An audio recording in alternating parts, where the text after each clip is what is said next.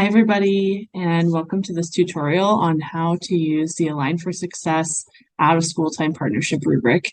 My name is Lauren Lavorson. I'm the school day alignment specialist for the Utah After School Network. I'm going to show you in this video how to find the rubric and how to fill it out for yourself or with your team. So if we go to the Utah After School website at utahafterschool.org, we will hover over program resources first in the middle of the page and go about halfway down to school day and after school alignment. That's where you're going to find all things school day alignment on our website. Scrolling down a little bit, you'll find here the definition of school day alignment according to the Utah After School Network. And you'll also see our FY23 alignment impact report. You can go ahead and check that out on your own time if you'd like to learn more about what the alignment work is doing in Utah and how it's affecting the youth that out of school time specialists are serving all over the state. Here is where you'll find the link to the out of school time partnership rubric. We like to call it the Align for Success rubric. And I'm going to open that up by clicking on that link. Once I click there, I'm led to the PDF version of the Align for Success rubric. This is a fillable PDF, so once you've gotten through the first page with the introductions and the instructions, you're welcome to go to the next page of the rubric where you'll find the first section, relationships.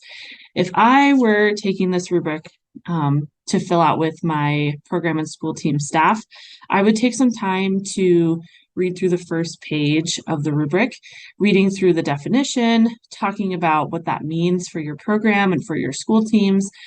I'd go through each of the definitions for the 4 degrees of bridging: integrated, coordinated, associated, and self-contained, just so that everybody could get on the same page with how they're going to be responding to each of the indicators in the report.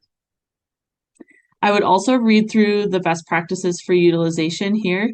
So you'll see that you can use this rubric in any way that suits your needs as a program or a school team. Meaning, if you're just starting out in your alignment work, you can just do the first page for relationships. You could maybe assess, if shared resources is something that you both have agreed that you need to work on, you're welcome to just use that section of the rubric. You also can do the whole thing, either as a team or as individuals, and then bring your responses together. It's really adaptable and meant to be for your use. This also gives some examples of how to move through the rubric, which I'll do here in just a second. You're just going to want to select each indicator based on where you think you lie on the 4 degrees of bridging. And then for each section, you're going to be given an area to reflect and maybe think about your areas of strength, your areas of weaknesses, and then identify some SMART goals for each section of the rubric, not just the whole rubric as a whole. As I said earlier in this video, you are encouraged to do this rubric as it is with the quality tool with as many individuals as you think would really help to deepen and impact your alignment work even more. So that may include your program coordinator, maybe your assistant coordinator, or your youth facilitators as a baseline. I think also adding in a principal, a vice principal, maybe a school counselor, a teacher, anybody that you feel like you're really connected with at your site is really going to be able to help you to identify any gaps in service that you have right now. So scrolling down, once I'm ready to start the rubric, the first section is on relationships. So I'm going to act as if I'm filling this out for myself, for my own program, and you're welcome to follow along with me. So for relationships, under communication, the integrated indicator says program and school teams have reciprocal, two-way, transparent communication and share accountability for program successes and challenges. If I feel like that's me and that's where I lie right now, and our communication is really stellar, then I can select this box so that I can keep my place. If I don't feel like that's necessarily me and my program, maybe I move over to the coordinated indicator and read through that myself. Both teams recognize the need to establish reciprocal, two-way, transparent communication and are actively working towards this. Accountability for program successes and challenges are commonly shared. If I still don't feel like that's me, I would move over to associated. One or both teams recognize the need to have reciprocal, two-way, transparent communication, but accountability is not shared. If that's still not us in our program, then I would move over to self-contained. None or little communication exists between the program and school teams. Accountability for program and school team successes are not shared. If that's me, again, then I select where I feel like I lie. Oops. That box isn't working. Maybe I feel that I'm coordinated. So I'm gonna mark where I think I lie, and then I move down to the next indicator here, program design. Both teams co-design the overall program structure and outcomes to align with the school day. Yeah, that's me. I feel good about that. Respect and trust. Both teams have mutual respect and trust for one another, keeping the goal of student success at the forefront. I think maybe we are actively working towards this. So I'm going to check coordinated. For goals, program and school teams consistently co-design goals for student success. Full ownership of our student success. I don't think that's us. Shared goals for student success exist between two teams, but they are not consistently co-designed. Still not us. Goals are developed for student success, but one or both teams are not fully invested in them. Goals are not co-designed. Maybe the next one. Neither team aligns goals for student successes, and your students' mentality exists among some or all team members. I'm going to go ahead and do coordinated again. I feel like that is the best description of us. So now here at the bottom, we can total up how many integrated responses we had, how many coordinated responses we had, how many associated responses we had, and how many self-contained responses we had. After looking at that, we can see that for relationships for my program, we're feeling pretty good. We're on the upper half of the degrees of bridging, which is great. So based on my responses, what are my areas of strength in relationships between the OST and school day teams?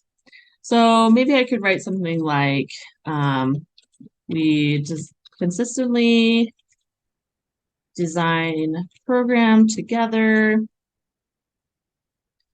and have mutual respect and trust for one another. Cool. What areas can we improve upon in building stronger relationships between the OST and school day teams? Maybe we could work a little bit more at sharing goals. We do not consistently co-design shared goals for student success. I think you get the idea. So with question number 3, what SMART goal will you set to work toward a fully aligned relationship between OST and school day teams? Maybe our goal is going to be meet consistent, let's say even more specific, meet monthly to talk through individual student needs and deepen trusting relationships.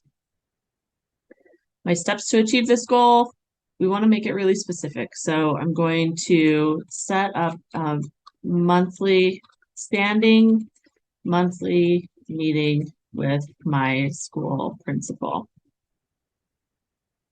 to block out that time. What resources and or staff support is required to achieve this goal? Maybe we need to establish best communication avenue for both teams so that we can make sure that we're on the same page. When will you aim to achieve this goal? Maybe setting up a monthly meeting time wouldn't be too hard, but might take some time at the beginning of the school year. So maybe I would say October of new school year. So great, now the relationship section of our rubric is done. I would move through each of the rest of the sections: policy, shared resources, student needs, and academics, the same way that I went through the relationships portion of that, of the rubric. After I'm done, I would print it out so that I have a hard copy.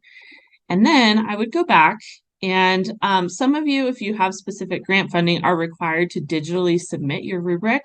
Others are not. Either way, you're welcome to submit your rubric. And this is a nice spot where the school alignment specialist at UAN can see the rubric submissions, maybe reach out to you to see if you need any access to resources or coaching, or maybe a whole training for your organization. So if you are required or not required to submit a rubric, you can click Submit Rubric here. This will lead you to a Qualtrics page where you'll take your hard copy that you've just printed and type it in to the Qualtrics page, and this will send a notification to me and to your OST specialist that you've submitted that rubric. And if you need any coaching or resources, we will reach out to you after that. After I've filled out my rubric and I've submitted it digitally and I have identified some gaps in service or areas that I need to improve in, I could go down below the rubric and I could look at the toolkit. Each section of this toolkit is based on one of the 5 pillars of alignment from the rubric, which is relationships, policy, shared resources, student needs, and academics. So we just wanted to give you a little bit of a resource bank. Once you've identified things that you'd like to work on, you're welcome to click through here. All of these are separate links. Maybe you are just starting out and you have a brand new principal and you want an email template, just some help getting together a template to talk about fall planning. You can click in here and there is a whole template given to you written by the UAN team that could help you to get that conversation going. There's also a draft meeting for an agenda with the principal. If you need some data to take with you to a principal meeting, you can take our State of After School report from 2019, which should open up here in a second. And again, if you need any help with policy, maybe shared resources, student needs, there's a lot of really great youth development resources here for student needs and academics. There's also some really great miscellaneous resources here, like scholarly articles that have been written about school day alignment. There's also a great bank of webinars and trainings, including past Jumpstart and Recharge conference presentations.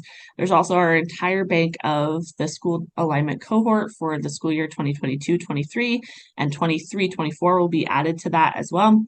There's also blog posts. And then lastly on this page, if you have any questions at all after you've looked through all these resources and you would like to receive some coaching or training or just use me as a think tank, you can click on this link here, Ask Lauren. This will lead you to a Google form where you can submit your name, your email, and then ask a question there. And I hope that this resource bank is helpful to you. And please feel free to reach out if you have any questions about filling out the rubric or any of the resources that I've shown you today. Good luck and have a great school year.